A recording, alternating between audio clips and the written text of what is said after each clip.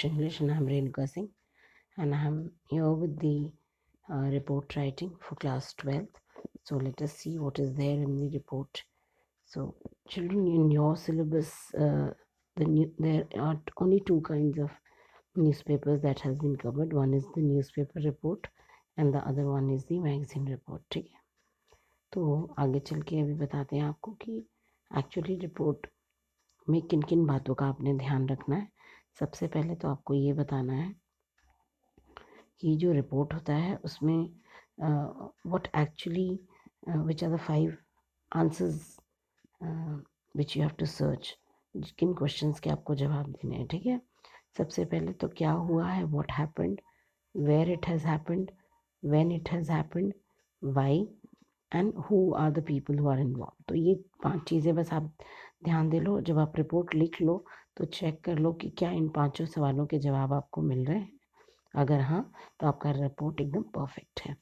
अब कुछ फीचर्स हैं जिन बातों का आप ध्यान रखेंगे, जो कैरेक्टरिस्टिक हैं। सबसे पहले स्टार्ट करते हैं हम वर्ड लिमिट से, क्योंकि जो वर्ड लिमिट होता है वो बच्चे नॉर्मली एक्सीड कर जाते हैं, तो it should not be more than, वैसे तो by rule it is 120 to 150, but we tell children कि एटलीस्ट 150 तक तो आप लिख लो। ठीक है, तो वर्ड लिमिट यहाँ मैं करेक्ट कर दूँ, वर्ड लिमिट 120 to 150 तक है, अपर लिमिट इज़ 150। उसके बाद से हम एक रिपोर्ट को थर्ड पर्सन में लिखते हैं। थर्ड पर्सन का मतलब होता है ही, शी, इट और दे का इस्तेमाल करके। ठीक है, उसमें हम फर्स्ट पर्सन इन्वॉल्वमेंट सिर्फ तब रहेगी जब आपको ये कहा जाए you were eyewitness to that particular event, तब तो आप वहाँ आई का इस्तेमाल करोगे। ठीक है, उसके बाद से फर्स्ट पर्सन का यूज़ हमें अदरवाइज़ नहीं करना है, सिर्फ कुछ केसेस में जहाँ स्पेसिफिकली ये दिया रहेगा कि आप आई विटनेस हो और आप रिपोर्ट करो, तब।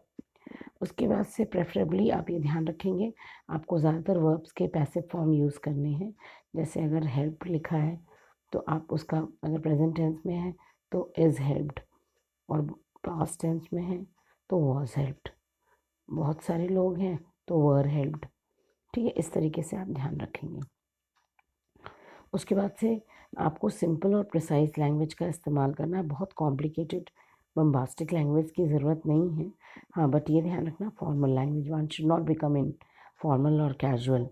रिपोर्ट जो है सिर्फ फैक्ट्स के बारे में होगा, कोई अपने से मनगढ़ंत बातें आप नहीं लिखोगे। लेकिन अभी भाई कोई इवेंट, अगर कोई एक्सीडेंट है, कोई सेमिनार है, वर्कशॉप है, तो बहुत सारी चीज़ें आपको खुद अपने मन से इन्वेंट करनी पड़ेगी, लेकिन कोशिश ये करनी है कि फैक्ट्स पर आधारित हो, मतलब आप फैक्चुअल, जिसको रियलिटी बोलते हैं, वो लगे। ठीक है, उसके बाद से जिस ऑर्डर में वो चीज़ हुई है उस सिंक का आपको ध्यान रखना है, उस ऑर्डर का आपको ध्यान रखना है। ठीक है, फिर आपको कमेंट और व्यूज़ भी लोगों के डालने हैं, स्पेसिफिकली आप उसको कोट करिएगा अपने रिपोर्ट में। उसके बाद हम आते हैं, जब भी आप न्यूज़पेपर रिपोर्ट की बात करते हैं तो उसके कंटेंट ऑर्गेनाइजेशन में किन किन चीज़ों का ध्यान रखोगे। सबसे पहले तो हेडिंग डाल दोगे, हेडिंग काफ़ी बोल्ड, कैची और सजेस्टिव होना चाहिए कि जो भी उसे पढ़े वो समझ में आ जाए कि इस चीज़ पर रिपोर्ट लिखी गई है। उसके बाद आएगा आपका बाईलाइन। बाईलाइन में रिपोर्टर का नाम और डेजिग्नेशन। रिपोर्टर का नाम क्या है, जो भी है, मिस्टर एक्स वाई जेड, या तो रेगुलर करस्पॉन्डेंट या करस्पॉन्डेंट HT, यानी हिंदुस्तान टाइम्स, ये लिख देंगे आप। उसके बाद जिस जगह पर और जिस डेट पर घटना घटी है वो ज़रूर आप लिखेंगे before beginning the content. Body actually begin करने से पहले आप इसको कर लेंगे। उसके बाद से कंटेंट में किन किन सवालों के जवाब आपको मिलने चाहिए, हम पहले बता चुके हैं आपको। सबसे पहले 5 Ws का आंसर आप ढूंढेंगे। व्हाट कहाँ हुआ है, वेयर कहाँ, व्हाट क्या हुआ है, वेयर कहाँ हुआ है, व्हेन कब हुआ है, क्यों हुआ है, और कौन से लोग इन्वॉल्व थे। पैरा 2 में जैसे ही आप पहुंचोगे आप दोगे उस इंसिडेंट के बारे में डिटेल्स और क्या एक्शन लिए गए हैं। ठीक है, पैरा 3 में आप पहुंचोगे तो जो भी विटनेस थे, आई विटनेसेस थे, या जो भी पार्टिसिपेंट्स थे, या जो भी VIP इन्वॉल्व थे, उन सबके कमेंट्स आप ज़रूर कोट करोगे, ये आपको बहुत अच्छे मार्क्स दिलाएंगे। ठीक है, जब हम मैगज़ीन रिपोर्ट की बात करती है तो थोड़ा सा अलग हो जाता है। थोड़ा सा अलग क्यों होता है ये बता दूं आपको मैं। इसमें भी वही चीज़ें होती हैं हेडिंग होगा, बायलाइन होगा, कंटेंट होगा। इसमें सिर्फ मैगज़ीन रिपोर्ट में हम जब रिपोर्ट लिखते हैं तो इंसिडेंट के बारे में लिखते हैं, इवेंट जो हुआ वो लिखते हैं, एक्शन जो लिया जाता है वो लिखते हैं। लेकिन इसमें अगर कोई रिपोर्ट किसी वर्कशॉप पर है, सेमिनार पे है, तो उसमें जो भी पार्टिसिपेंट्स थे उनको ध्यान में रखेंगे आप, ठीक है? और विटनेस उसमें नहीं होते, बस ये ध्यान रख लेना, ठीक है? अब आते हैं अगर काइंड्स ऑफ रिपोर्ट, यानी कि कौन कौन सी रिपोर्ट्स हो सकती हैं आपके क्वेश्चन में, क्या क्या क्वेश्चन पेपर में आ सकता है, किन किन चीज़ों को कवर करता हुआ। तो सबसे पहले आ सकता है कोई रॉबरी या कोई accident, it can be A car accident, train accident, fire accident, या फिर कोई कैलामिटी, जैसे अभी उत्तराखंड में ग्लेशियर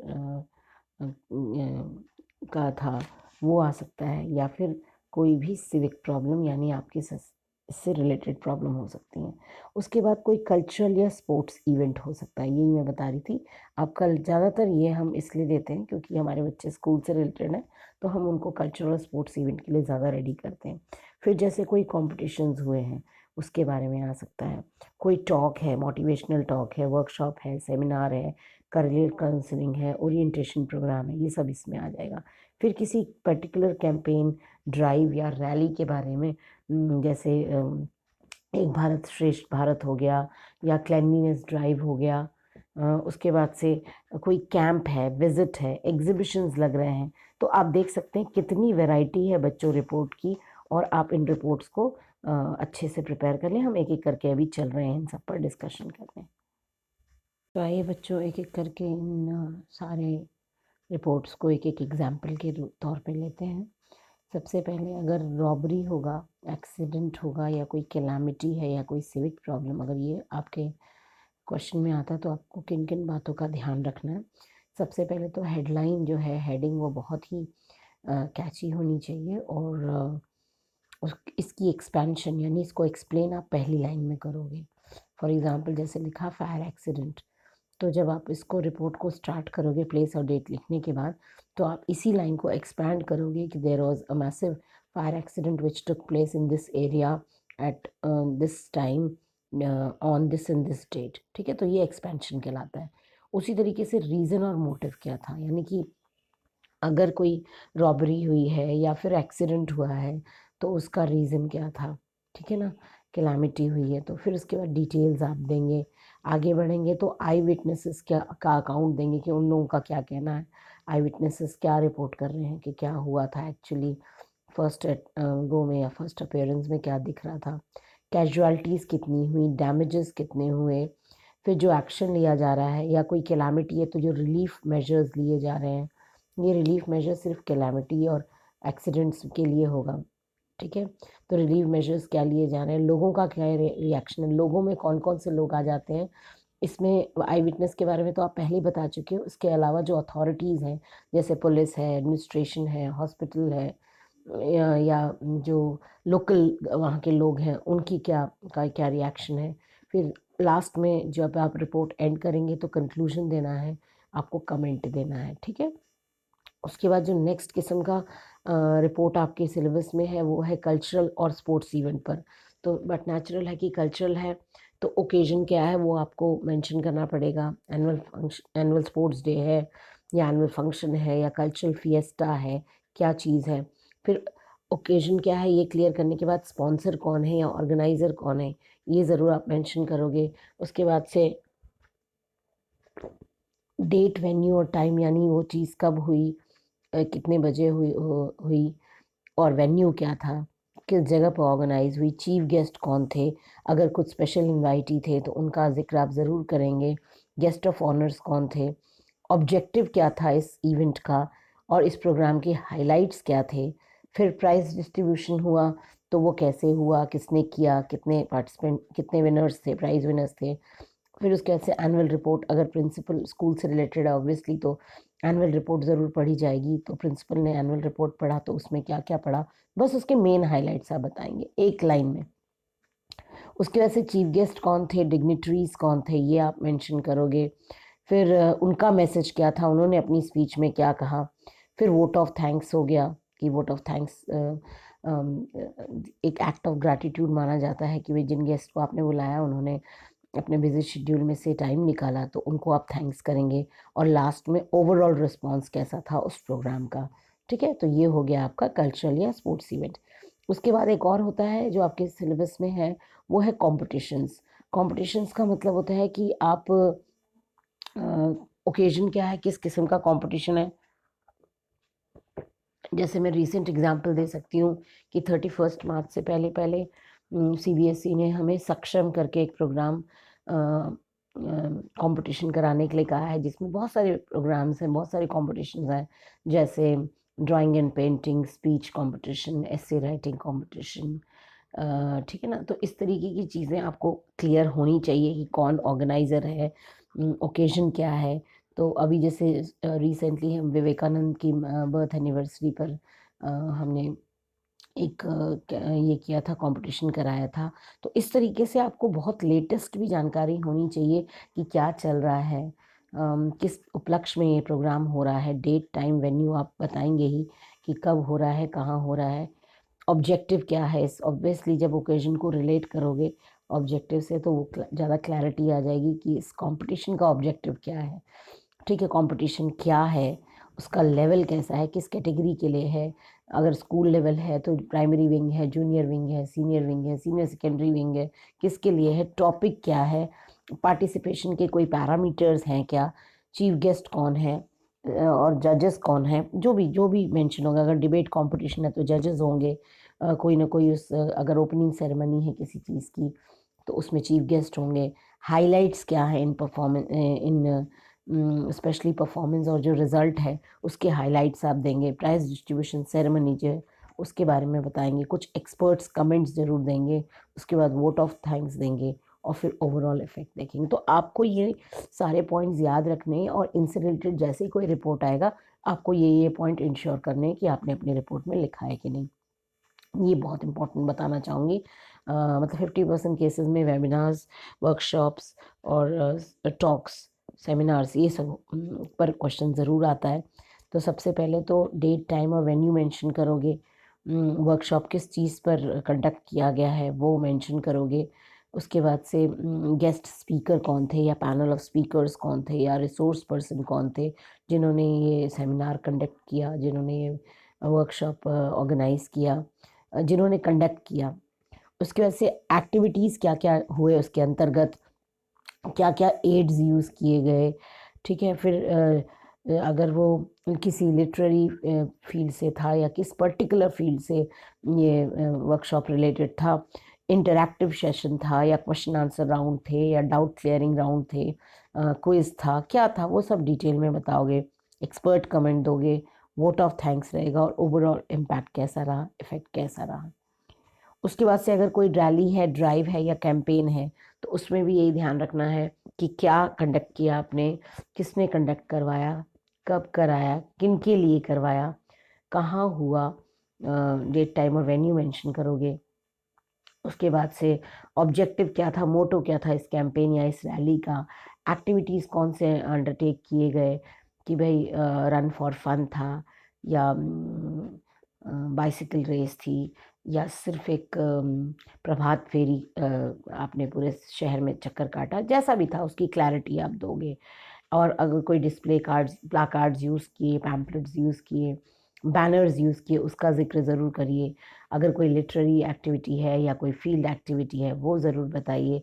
स्पेशल रिमार्क बताइए कि डिग्निटरी ने या किसी चीफ गेस्ट ने क्या स्पेशल रिमार्क दिए। ठीक है ना, और वोट ऑफ थैंक्स दे देना है, और फिर वो ओवरऑल उसका इफेक्ट क्या था, ओवरऑल वो सक्सेसफुल ये ड्राइव या कैंपेन साबित हुआ कि नहीं। उसके बाद हम जब आगे बढ़ेंगे तो कुछ ये लास्ट है, कैंप, विजिट्स और एग्जीबिशंस के बारे में हम बात करेंगे। यानी जो कैंप्स ऑर्गेनाइज होते हैं, जो विजिट्स होते हैं, जो स्कूल लेवल्स पर या कॉलेज लेवल्स पे जो एग्जीबिशन कंडक्ट किए जाते हैं उसको देखना है। सबसे पहले तो कहाँ, है ना, कि कहाँ अगर विजिट है कोई तो कहाँ के लिए है, डेस्टिनेशन क्या है। अगर कोई एग्जीबिशन है तो किस जगह पर ऑर्गेनाइज हो रही है, ऑर्गेनाइज़र कौन है, स्पॉन्सर्स कौन है, एम या ऑब्जेक्टिव क्या है, ड्यूरेशन क्या है, डेट ज़रूर मेंशन करेंगे, 2 दिन के लिए है, 4 दिन के लिए है। अगर 1 दिन के लिए है एग्जीबिशन तो वो कब से कब तक है, समय का ज़रूर जानकारी देंगे। विजिटर्स कौन कौन है, लोग किनको इन्वॉल्व किया गया है। अगर डिस्क्रिप्शन ज़रूरी लगे तो आप देंगे इस चीज़ का डिस्क्रिप्शन। एग्जीबिशन अगर सपोज़ है तो उसका थीम क्या है, अगर कैंप है तो किस पर्पज़ से, एनसीसी कैंप है, एनएसएस कैंप है, विज़िट है तो कहाँ के लिए है, ठीक है, पर्पज़ क्या है उसका, रिक्रिएशन पर्पज़ है, बच्चों को बस एक साइंटिफिक टेम्परामेंट के लिए लेकर के जा रहे हैं किसी साइंस एग्जीबिशन में या किसी म्यूज़ियम में। समझ में आ रहा है बच्चों? तो बहुत क्लैरिटी होनी चाहिए, क्वेश्चन जब भी आए तो उस पे अच्छा खासा काम होना चाहिए, रफ वर्क करना होगा आपको, ताकि आप इन पॉइंट्स में से कोई पॉइंट्स मिस ना करें, ठीक है? अगर कोई विज़िट ऐसी जगह पर है, टूरिस्ट प्लेस है कोई, तो साइट सीइंग की जगह है तो बताइए वहाँ का क्या खाना है, वहाँ क्या फैसिलिटीज़ हैं, वहाँ लॉजिंग फैसिलिटीज़ क्या है, अकोमोडेशन फैसिलिटीज़ क्या है, साइट सीइंग के लिए क्या-क्या कुछ जगहों के नाम ज़रूर मेंशन कर दीजिए वहाँ पर भी। तो पर्पज़ और नेचर क्या था इन कैंप एक्टिविटीज़ का, अगर कैंप है तो कैंप एक्टिविटीज़ में उसका पर्पज़ और उसका नेचर, और लास्ट में ओवरऑल रिस्पॉन्स कैसा रहा। ठीक है, तो ये था कैंप विज़िटर। अब आते हैं बच्चों फॉर्मेट पर। ये जो आपके सामने आपकी स्क्रीन पर दिख रहा है, ये है फॉर्मेट। ठीक है, इसमें बहुत सारे बच्चे गलती करते हैं, तो इस पर ख़ास करके ध्यान दीजिएगा कि फॉर्मेट सबसे पहले शुरू होगा हेडिंग से या हेडलाइन से, और इसको पूरा आप नेवी ब्लू स्केच पेन से लिखेंगे और उसे अंडरलाइन भी करेंगे। उसके बाद टूवर्ड्स राइट, जैसे ये मार्जिन है, टूवर्ड्स राइट जहाँ आपका हेडिंग ख़त्म हो रहा है, उसके ठीक नीचे से आप रिपोर्टर का नाम और उसकी डेजिग्नेशन भी, कि वो करस्पॉन्डेंट है एचटी का, या जर्नलिस्ट है, सीनियर जर्नलिस्ट है एचटी का, या हिंदुस्तान टाइम्स का। फिर आप बिल्कुल एक्सट्रीम मार्जिन की तरफ जाएंगे और एक लाइन चाहे तो यहाँ छोड़ सकते हैं, कोई रूल नहीं है, बट नीटनेस नज़र आती है अगर आप लाइन छोड़ देते हैं। फिर आप लिखेंगे उस जगह का नाम जहाँ पर वो घटना घटी है, या जहाँ पर वो पर्टिकुलर कैंप है, वेबिनार है, कुछ भी है, वो प्लेस और डेट और क्या हुआ है पहली ही लाइन में एक्सपैंड कर देंगे। इस हेडलाइन को एक्सपेंशन होगा। तो फर्स्ट लाइन में आप डिस्क्राइब करेंगे क्या हुआ है, कैसे हुआ है, क्यों हुआ है, इस पर हम बात कर चुके हैं काफ़ी डिटेल में। जो 5 डब्ल्यूज़ हैं उसको ज़रूर आंसर करेंगे आप। ठीक है, कितने लोग इन्वॉल्व थे, उनका रिएक्शन क्या था, इसका रीज़न क्या रहा, इफ़ेक्ट क्या रहा। ठीक है, उसी तरीके से डायरेक्ट इन्वॉल्वमेंट किन लोगों की रही, कौन सी एक्टिविटीज़ को आप हाईलाइट करना चाहेंगे, कौन से लोग इन्वॉल्व रहे इस चीज़ में। अब लोग इन्वॉल्व से मतलब उनके रिएक्शन क्या थे, उनके कमेंट क्या थे, जो एविडेंसेस थे वो क्या थे। इनडायरेक्ट इन्वॉल्वमेंट किन लोगों का होता है, आप कमेंट करेंगे एक्शन जो लिया गया और कॉन्सिक्वेंसेस क्या थे। ठीक है, जैसे बहुत ही इम्पोर्टेंट सा एक एग्जांपल लिया है हमने कि वर्ल्ड एनवायरनमेंट डे है और सन पब्लिक स्कूल लखनऊ में इसे ऑर्गेनाइज किया गया, उस पर रिपोर्ट लिखिए। सिंपल सा है, एक सेमिनार भी कंडक्ट किया गया। तो हम शुरुआत फॉर्मेट को फॉलो करते हैं। हमने ये डाला हेडलाइन, देखिए कितना सिंपल है, और इसके आपको 1 मार्क्स मिल जाते हैं ये। और अगर आप बाई लाइन लिख लेते हैं तो बाई लाइन में क्या आएगा, Bharti comma president environment club. तो आपने अपना डेजिग्नेशन दे दिया, आप जिसने ये रिपोर्ट दी है उसका नाम लिख दिया। अब देखिए सन पब्लिक स्कूल लखनऊ, ये आ गया आपके जगह का नाम। ठीक है, और स्कूल है तो ऑब्वियसली स्कूल का नाम आ रहा है। तो सन पब्लिक स्कूल लखनऊ सेलिब्रेटेड, और सेलिब्रेटेड ध्यान रखना बच्चों, रिपोर्ट राइटिंग हमेशा पास्ट टेंस में होता है, बच्चे लिख देते हैं सेलिब्रेट्स, है ना, तो वो ध्यान रखेंगे आप।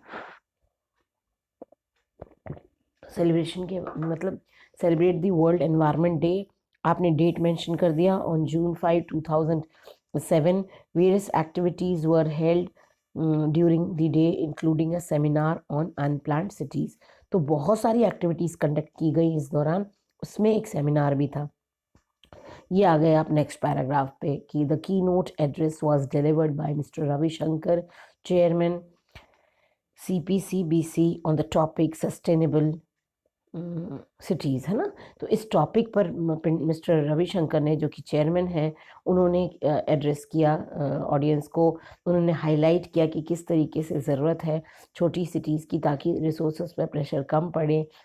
और एक एस्से राइटिंग कंपटीशन कंडक्ट कराया गया थीम पर, जिसका थीम था क्लीन सिटीज़ ग्रीन सिटीज़। उसके बाद पोस्टर मेकिंग हुआ, इलॉक्यूशन हुआ, स्ट्रीट प्लेस कंडक्ट किए गए, क्ले मॉडलिंग कंपटीशन हुआ। ये सारी चीज़ें ऑर्गेनाइज की गई उस दिन।